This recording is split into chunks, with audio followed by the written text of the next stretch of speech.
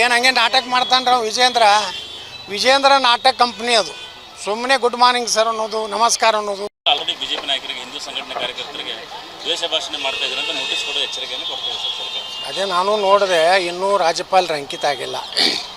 ಅದು ಇನ್ನೂ ಅಂಕಿತ ಆಗದೇ ಇರೋದ್ರಲ್ಲಿ ಇಂಥ ಬಂಧನ ಮಾಡೋದು ತಪ್ಪು. ಇದನ್ನು ಗೃಹ ಮಂತ್ರಿಗಳು ಗಮನಿಸಿದ್ದಾರೆ ಅಂತ ನನಗೆ ಅನ್ನಿಸ್ತದೆ. ಗೃಹ ಮಂತ್ರಿಗಳು ಸೂಚನೆ ಕೊಡಬೇಕು, ಇಲ್ಲಾಂದರೆ ಈ ರೀತಿ ಬಂಧನ ಏನು ಮಾಡ್ಯಾರ ಆ ಅಧಿಕಾರಿಗಳ ಮೇಲೆ ಕ್ರಮ ತಗೋಬೇಕು. ಯಾಕಂದರೆ ಈ ರೀತಿ ಉದ್ದಟತನ ಆಯ್ತದೆ. ರಾಜ್ಯಪಾಲರ ಸಹಿ ಆಗುವವರೆಗೆ ಅದು ಕಾನೂನಾಗಿ ಜಾರಿ ಆಗೋದಿಲ್ಲ.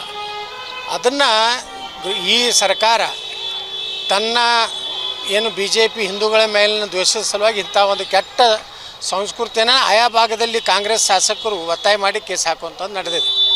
ಅದಕ್ಕೆ ಗೃಹ ಮಂತ್ರಿಗಳು ಈಗಾಗಲೇ ಸ್ಪಷ್ಟೀಕರಣ ಕೊಟ್ಟಾರ, ಅದು ಕಾನೂನಾಗೆಲ್ಲ ಮಾಡಬಾರ್ದತ್ತೆ. ಆದಾಗ್ಯೂ ಇದೇ ಉದ್ದಟತನ ಮುಂದುವರೆದ್ರೆ ನಾವು ಕೋರ್ಟ್ನಲ್ಲಿ ಇದನ್ನು ಚಾಲೆಂಜ್ ಮಾಡ್ತೀವಿ.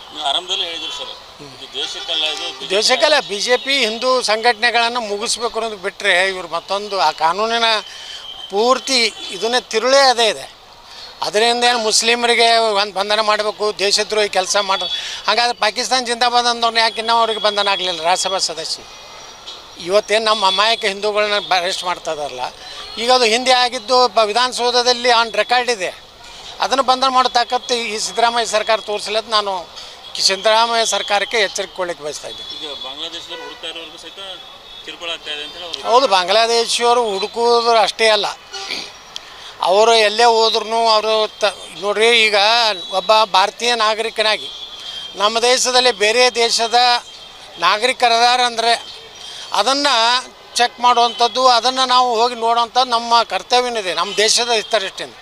ಅಂಥವ್ರ ಮ್ಯಾಗೂ ಸಹ ಇವತ್ತು ದಿನ ಬೇರೆ ಬೇರೆ ಕಾನೂನು ಹೆಚ್ಚವ್ರನ್ನ ಅರೆಸ್ಟ್ ಮಾಡುವಂಥದ್ದು ಮಾಡ್ತಾಯಿದ್ದಾರೆ. ಇದಕ್ಕಿನ್ನ ಈ ಅಧಿವೇಶನ ಮುಗಿದ ಮೇಲೆ, ನಾನು ಅಧಿವೇಶನದಲ್ಲಿ ಇದ್ರ ಬಗ್ಗೆ ಮಾತಾಡೋದೀನಿ. ಅಧಿವೇಶನ ಮುಗಿದ ಮೇಲೆ ಇಡೀ ಕರ್ನಾಟಕದಲ್ಲಿ ಬಾಂಗ್ಲಾ ಮತ್ತು ರೋಹಿಂಗ್ಯಾಗಳ ಹಟಾವು ಅನ್ನುವಂಥ ಕಾರ್ಯಕ್ರಮವನ್ನು ಪ್ರಾರಂಭ ಮಾಡ್ತೇವೆ. ಅವಾಗ ಈ ಸರ್ಕಾರ ಏನು ಮಾಡ್ತೈತೆ ನೋಡೋಣ. ಹಾಗಿಲ್ಲ, ರಾಜ್ಯಪಾಲರು ಅವ್ರ ಪಕ್ಷಾತೀತ, ಯಾವುದೇ ಪಕ್ಷಕ್ಕೆ ಸೀಮಿತ ಅಲ್ಲ. ಕಾನೂನು ಸಂವಿಧಾನದ ವಿರೋಧ ಆದಂಥ ಯಾವುದೇ ಬಿಲ್ ಪಾಸ್ ಆದರೆ ಅದು ತಡೆ ಹಿಡಿಯುವಂಥ ಕೆಲಸ ರಾಜ್ಯಪಾಲರಿಗಿದೆ. ರಾಜ್ಯಪಾಲರು ಅವರು ಒಳ್ಳೆ ರೀತಿಯಿಂದ ಒಬ್ಬ ಸಂವಿಧಾನಾತ್ಮಕ ಹುದ್ದೆಯಲ್ಲಿರುವಂಥ ರಾಜ್ಯಪಾಲರು ತಮ್ಮ ಕೆಲಸವನ್ನು ನಿರ್ವಹಣೆ ಮಾಡ್ತಾಯಿದ್ದಾರೆ. ಏಜೆಂಟ್ ನೋಡ್ರಿ, ಹಿಂದಕ್ಕೆ ಸೋನಿಯಾ ಗಾಂಧಿ ಏಜೆಂಟ್ ಇದ್ದಾರಲ್ಲ, ಹಂಸರಾಜ್ ಭರದ್ವಾಜ್ ಅಂತೇಳಿ ಪೂರ್ತಿ ಏಜೆಂಟೇ ಇದ್ದವ. ಭಾಳ ಮಂದಿ ಏಜೆಂಟ್ ಕಾಂಗ್ರೆಸ್ನಾಗ ಆಗ್ಯಾರ. ಆ ಏಜೆಂಟ್ಗಿರಿ ಮಾಡಿ ಕಾಂಗ್ರೆಸ್ನವ್ರಿಗೆ ಏನು ಅನ್ಸತಿ ಮತ್ತೊಬ್ಬರು ಏಜೆಂಟ್ರ್ ಅದಾರ ಅಂತ ಅವ್ರು ತಿಳ್ಕೊಂಡಾರ. ಆದ್ರೆ ಒರಿಜಿನಲ್ ಏಜೆಂಟ್ರೇ ಕಾಂಗ್ರೆಸ್ನ ಲೀಡ್ರುಗಳು. ಇವರೆಲ್ಲ ಸೋನಿಯಾ ಗಾಂಧಿ, ರಾಹುಲ್ ಗಾಂಧಿ ಏಜೆಂಟ್ರು.